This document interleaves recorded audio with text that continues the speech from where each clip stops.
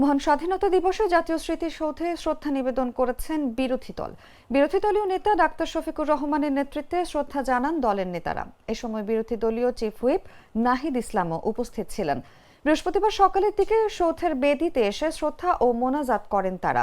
এ সময় ডাক্তার শফিকুর রহমান বলেন, রাষ্ট্রীয় সর্বোচ্চ আচারের অংশ হিসেবে স্বাধীনতা দিবসের শহীদদের প্রতি শ্রদ্ধা নিবেদন করেছে জামায়াত ইসলাম। বিরোধী দলীয় চিফ হুইপ নাহিদ ইসলাম বলেন, ৭১ ও ২৪-এর আকাঙ্ক্ষার ভিত্তিতে আগামীর বাংলাদেশ করতে চায় এনসিপি। ৭১-এর আকাঙ্ক্ষা পূরণ হয়নি বলে ২৪-এ তরুণদের মাঠে নামতে হয়েছে। শ্রদ্ধা নিবেদন শেষে বীর শহীদদের আত্মার মাগফিরাত কামনা করে দোয়া ও মোনাজাত করেন তারা। এর আগে মহান স্বাধীনতা দিবস উপলক্ষে জাতীয় স্মৃতিসৌধে প্রথমে শ্রদ্ধা জানান রাষ্ট্রপতি মোহাম্মদ শাহাবুদ্দিন এবং প্রধানমন্ত্রী তারেক রহমান।